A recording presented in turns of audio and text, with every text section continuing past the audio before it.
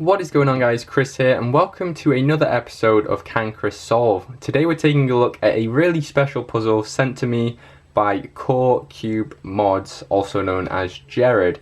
He's created this puzzle for me. This is called the Handlebar cube, and this is basically a 3x3 that has bandaging on two of its pieces because we have this 3D printed handle here, which stops you from doing any moves that involve these two pieces. I'm just really excited to try and solve this. I've been thinking about this a lot and how I might want to approach it. At first I thought maybe just building the white side as best as possible, but then I had another brainwave which I think will work a lot more easily, and that's to use roux. If we kind of build one block here including this piece, which should be quite possible, we can solve the rest of the cube without having to use this block, I think. So we're going to be trying to solve this with roux, and hopefully it'll work, but I guess we'll just see. So I'm going to start by building this 1x1x3, and then what's on the bottom here? So green on the, let's do green on the top, blue on the bottom. So there's our blue and white here. So what we want now is the two corners, which are here and here. So this is going to be, let's see. Okay, yeah, you fit in there perfectly, and that leaves one more, which is now back here. So let's solve that too. We're going to pop this corner down here, but first we need to orient it correctly, just like that. And it should be an easy slot back into place. And there's our 1x2x3 first roux block. So it should be fairly smooth sailing from here, I think. This is probably going to be one of the quickest Can Chris solves ever if this goes according to plan. So blue on the bottom. Let's see, so we need the yellow and red. Built this pair here. And can we slot that in? Yes, we can. Nice and easy. And now we just have the yellow, blue, and orange pair. We can build that fairly easily. Oh, can we? Yeah, we should be able to. So there's our pair. For those of you that don't know, I gave up on roux already. Oh, no, that's wrong. That's totally wrong. We need the yellow. We need the yellow and orange. So that was bad. Oh no. Have I missed? So that stays there. And then we want to put this in the right place.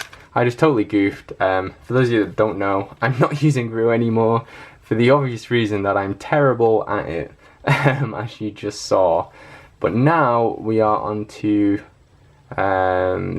these four corners, and I just realized we have to use algorithms for that, which might be difficult. I know that I can do the orientation of these corners using just the top layer, just the R and the U, sorry, but now what?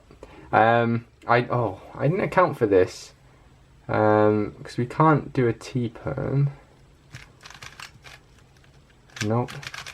And we can't do like a J-perm or an A-perm. Is there a 2-gen corner PLL?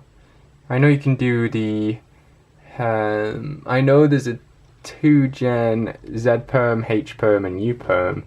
I don't know about the rest of them, because obviously this is in the way now.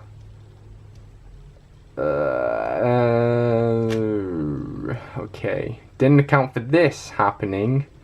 So I think this is, I'm just going to fill in these centers so I can feel a bit better and see what's going on. So, oh, okay, so we've got the equivalent of F2L on this side as well.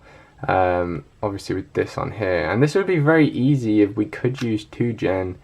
But I guess because we scrambled it using a lot of different moves, these corners are not going to solve themselves. I know on a Siamese cube, because you can only do uppercase F and lowercase f and U, it makes it impossible to get a bad case like this. So let's see, what if I tried something a little bit different? Why don't we go with white on the bottom as originally planned? Can we do a kind of 2-gen F2L here? So there's one pair, and then we have this piece in here. Oh, this is where it gets tricky, isn't it? There we go. Oh, so we just switched sides then. So the handle was on the side, but now we have F2L with the handle on the bottom, and this should be good as long as we don't use an FB. Is it just an F or a B? F and B, and if we use a D, that obviously bandages other things, but we should be able to solve it now pretty easily, because I know that I can now do a J-perm, which will solve our corners for it. Ah, interesting. So now I just need to do a U-perm. Boom, done. That's interesting. I didn't think this would be difficult. I thought I'd be able to solve it with Ruse super easily. Obviously that corner permutation algorithm is impossible if you have the handle on the left. I mean, it might not be impossible, I just cannot think of an algorithm that you use at PLL that doesn't involve using F or L. So I don't know. I guess I should have stuck with my instinct to do white on the bottom like this, but I just thought it would be super difficult to do F2L with the F and the B faces. But this was not too bad at all. This was good. This was really interesting. I have thoroughly enjoyed trying to solve this actually. It's a nice way to think outside the box, but it's not super difficult, and even though it wasn't as easy as initially planned, with a little bit of forward thinking we were able to solve it. So amazing.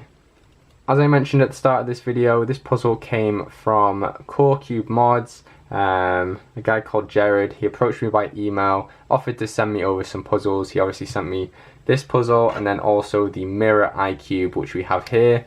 This will maybe be the next Canchris Solve video. Probably will be actually. I'm just terrified because I don't have any idea how to solve this yet, so we'll see how that goes, but keep your eyes peeled for this puzzle in the near future. You can reach Jared at the email on screen, CoreCubeMods@gmail.com, but also check out his Instagram page. He has a crazy load of amazing puzzles such as these. He seems like a really innovative and creative guy, and I really support everything he does with creating puzzles such as this, because while the handlebar cube is kind of a simple design, it's not something I would have thought of.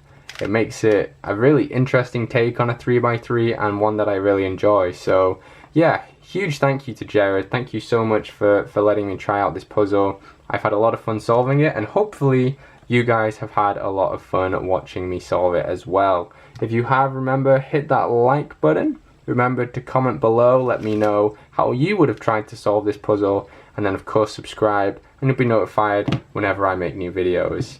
Have an awesome day, see you next time.